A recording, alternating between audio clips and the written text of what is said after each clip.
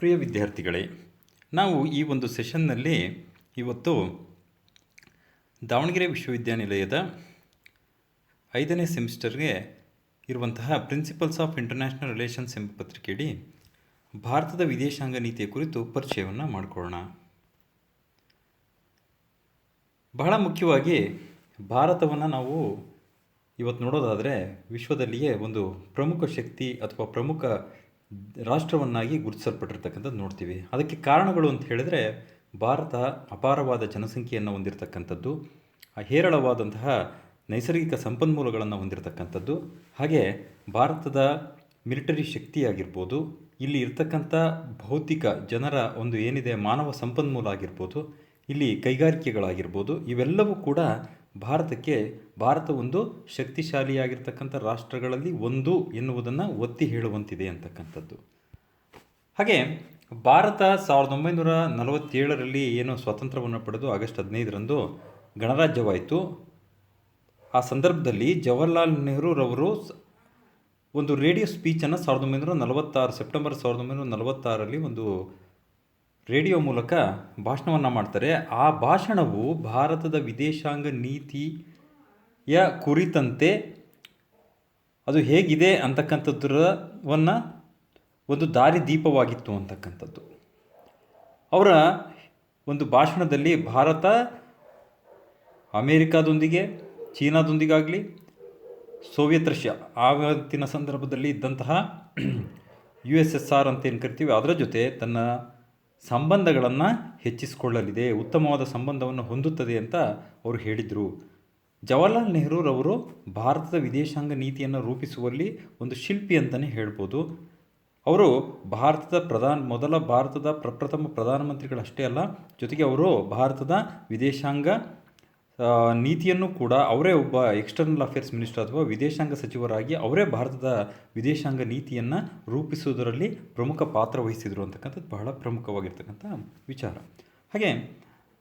ಹಾಗಾಗಿಯೇ ನಾವು ನೆಹರೂರವನ್ನು ಭಾರತದ ವಿದೇಶಾಂಗ ನೀತಿಯ ಶಿಲ್ಪಿ ಅಂಥೇಳಿ ಕೂಡ ಕರೀತಕ್ಕಂಥದ್ದು ಅಂತ. ಹಾಗಾದರೆ ಭಾರತದ ವಿದೇಶಾಂಗ ನೀತಿಯ ಮೇಲೆ ಯಾವ ಅಂಶಗಳು ಪ್ರಭಾವವನ್ನು ಬೀರಿದವೆ ಅಂತ ನೋಡೋದಾದರೆ ಅವು ರಾಷ್ಟ್ರೀಯ ವಿಷಯಗಳು ಆಗಿದ್ದಾವೆ, ಹಾಗೆ ಅಂತಾರಾಷ್ಟ್ರೀಯ ಅಂಶಗಳು ಕೂಡ ಇದರಲ್ಲಿ ಸೇರಿದ್ದಾವೆ ಅಂತಕ್ಕಂಥದ್ದು. ಅದು ಪ್ರಮುಖವಾಗಿ ಭಾರತದ ತನ್ನದೇ ಆದಂಥ, ನಾನು ಈಗಾಗಲೇ ಹಿಂದಿನ ತರಗತಿಗಳಲ್ಲಿ ನಾವು ಈಗಾಗಲೇ ತಿಳಿದಿದ್ದೀವಿ ಏನು ಅಂತ ಹೇಳಿದ್ರೆ ಪ್ರತಿಯೊಂದು ದೇಶವೂ ಕೂಡ ತನ್ನದೇ ಆದ ರಾಷ್ಟ್ರೀಯ ಹಿತಾಸಕ್ತಿ ಇರ್ತದೆ. ಹಾಗಾಗಿ ವಿದೇಶಾಂಗ ನೀತಿಯನ್ನು ರೂಪಿಸುವಲ್ಲಿ ಈ ರಾಷ್ಟ್ರೀಯ ನೀತಿ ಏನಿದೆ ಅದು ಬಹಳ ಪ್ರಮುಖ ಪಾತ್ರವನ್ನು ವಹಿಸುತ್ತೆ ಅಂತಕ್ಕಂಥದ್ದು. ಹಾಗಾಗಿ ಭಾರತದ ರಾಷ್ಟ್ರೀಯ ಹಿತಾಸಕ್ತಿಯು ಕೂಡ ತನ್ನ ವಿದೇಶಾಂಗ ನೀತಿಯನ್ನು ರೂಪಿಸುವಲ್ಲಿ ಬಹಳ ಪ್ರಮುಖವಾದಂಥ ಪ್ರಭಾವವನ್ನು ಬೀರ್ತದೆ. ಹಾಗೆ ಇಲ್ಲಿಯ ರಾಜಕೀಯ ಸನ್ನಿವೇಶ ಹೇಗಿದೆ, ಭಾರತದ ಆರ್ಥಿಕ ಸ್ಥಿತಿಗತಿಗಳೇನಿದ್ದಾವೆ, ಇಲ್ಲಿಯ ಮಿಲಿಟರಿ ಅಂಶಗಳು, ಶಕ್ತಿಯಾಗಿರ್ಬೋದು, ಹಾಗೆ ಅದಷ್ಟೇ ಅಲ್ಲದೆ ಹೊರಗಿನ ಅಂಶಗಳು ಅಂದರೆ ಬಾಹ್ಯ ಪ್ರಭಾವಗಳು ಕೂಡ ಭಾರತದ ಒಂದು ವಿದೇಶಾಂಗ ನೀತಿಯ ರೂಪಿಸುವಲ್ಲಿ ಬಹಳ ಪ್ರಮುಖವಾದಂತಹ ಪಾತ್ರವನ್ನು ಹೊಂದಿದೆ ಅಂತಕ್ಕಂಥದ್ದು.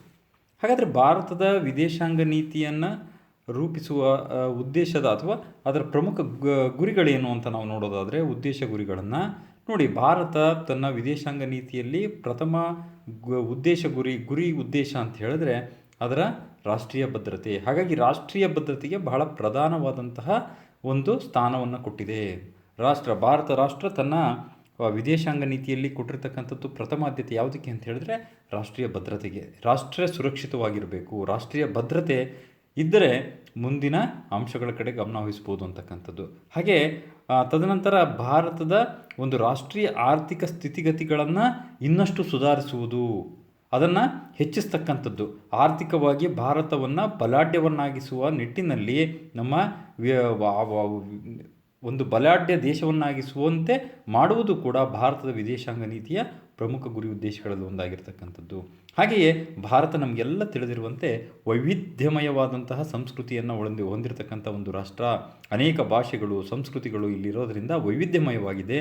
ಇಂತಹ ವೈವಿಧ್ಯಮಯವಾಗಿರ್ತಕ್ಕಂಥ ಸಂಸ್ಕೃತಿಯನ್ನು ವಿವಿಧ ದೇಶಗಳಿಗೆ ಅಂತಾರಾಷ್ಟ್ರೀಯ ಮಟ್ಟದಲ್ಲಿ ಅದನ್ನು ಹರಡಬೇಕು, ಅದರ ಕಂಪನ್ನು ಎಲ್ಲ ಕಡೆಯೂ ಪ್ರಚಾರ ಮಾಡಬೇಕು ಅಂತಕ್ಕಂಥದ್ದು ಕೂಡ ಭಾರತದ ವಿದೇಶಾಂಗ ನೀತಿಯ ಗುರಿ ಉದ್ದೇಶಗಳಲ್ಲಿ ಒಂದು.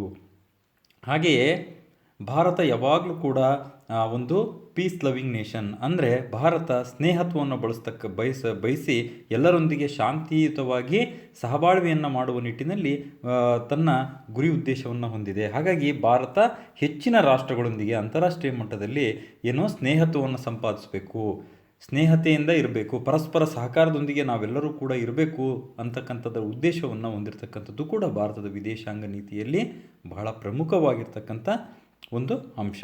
ಹಾಗೆಯೇ ಭಾರತ ಯಾವಾಗಲೂ ಕೂಡ ನಾನು ಈಗಾಗಲೇ ಹೇಳಿದಂತೆ ವಿಶ್ವಶಾಂತಿಯನ್ನು ಬಯಸ್ತಕ್ಕಂಥದ್ದು. ಭಾರತ ಯಾವಾಗಲೂ ಅಷ್ಟೇ ವಿಶ್ವಶಾಂತಿ, ನಮ್ಮ ಗಾಂಧೀಜಿಯವರು, ನೆಹರೂರವರು ಎಲ್ಲರೂ ಕೂಡ ಹೇಳ್ತಕ್ಕಂಥದ್ದೇ, ನಾವು ಏನೋ ಅಂತಾರಾಷ್ಟ್ರೀಯ ಮಟ್ಟದಲ್ಲಿ ನಾವೆಲ್ಲರೂ ಕೂಡ ಸಹಬಾಳ್ವೆಯಿಂದ ಇರಬೇಕು, ಯಾರೂ ಕೂಡ ಯುದ್ಧಗಳು ಮತ್ತೊಂದು ಇದರಿಂದ ವಿನಾಶವೇ ಹೊರತು ಯಾರೂ ಕೂಡ ಸುಖಬಾಳ್ವೆಯನ್ನು ನಡೆಸಲಿಕ್ಕೆ ಸಾಧ್ಯವಿಲ್ಲ. ಹಾಗಾಗಿ ಪ್ರಮುಖವಾಗಿ ವಿಶ್ವಶಾಂತಿಯನ್ನು ಬಯಸುತ್ತೆ ಭಾರತ, ಯಾವಾಗಲೂ ಕೂಡ ಅಷ್ಟೇ ವಿಶ್ವಶಾಂತಿಯನ್ನು ಬಯಸುತ್ತೆ, ಎಲ್ಲರೂ ಸ್ನೇಹತ್ವದಿಂದ ಇರಬೇಕು ಅಂತಕ್ಕಂಥದ್ದು ಇದರ ವಿದೇಶಾಂಗ ನೀತಿಯ ಮತ್ತೊಂದು ಗುರಿ ಉದ್ದೇಶಗಳಲ್ಲಿ ಒಂದು. ಹಾಗಾದರೆ ಭಾರತದ ವಿದೇಶಾಂಗ ನೀತಿಯನ್ನು ನಿರ್ಧರಿಸುವ ಅಂಶಗಳು ಯಾವುವು ಅಂತ ಹೇಳಿದ್ರೆ, ಪ್ರಮುಖವಾಗಿ ಇದು ಯಾವ ಭೌಗೋಳಿಕ ನೆಲೆಯಲ್ಲಿದೆ ಅಂತಕ್ಕಂಥದ್ದು, ಇಲ್ಲಿಯ ಒಂದು ರಾಜಕೀಯ ಸ್ಥಿತಿಗತಿಗಳು ಮತ್ತು ಭೌಗೋಳಿಕ ಅಂಶಗಳು, ಇಲ್ಲಿ ನಮ್ಮ ಭಾರತ ಯಾವ ಭೌಗೋಳಿಕ ವಲಯದಲ್ಲಿದೆ ಅಂತಕ್ಕಂಥದ್ದು, ಇದರ ನಮ್ಮ ಸುತ್ತ ಇರತಕ್ಕಂಥ ಒಂದು ಸಾಗರ ಸಮುದ್ರಗಳು, ಇಲ್ಲಿಯೇ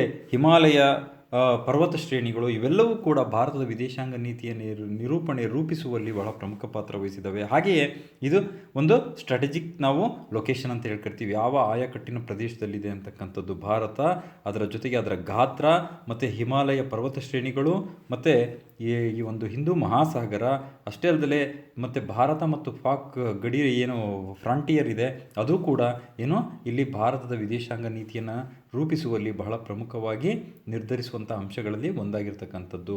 ಹಾಗೆಯೇ ಇಲ್ಲಿಯ ತಾಂತ್ರಿಕ ಅಂಶಗಳು ಕೂಡ, ತಂತ್ರಜ್ಞಾನದ ಶಕ್ತಿಯು ಕೂಡ ಏನು ಮಾಡಿದೆ, ವಿದೇಶಾಂಗ ನೀತಿಯನ್ನು ನಿರ್ವಹಿಸುವಲ್ಲಿ ಬಹಳ ಪ್ರಮುಖ ಪಾತ್ರವನ್ನು ವಹಿಸಿದೆ ಅಂತಕ್ಕಂಥದ್ದು. ಹಾಗಾಗಿ ಭಾರತದ ವಿದೇಶಾಂಗ ನೀತಿಯನ್ನು ನಾವು ನೋಡೋದಾದರೆ ಅದು ಯಾವಾಗಲೂ ಕೂಡ ಏನೋ ವಿಶ್ವಶಾಂತಿಯನ್ನು ಬಯಸ್ತಕ್ಕಂಥದ್ದು.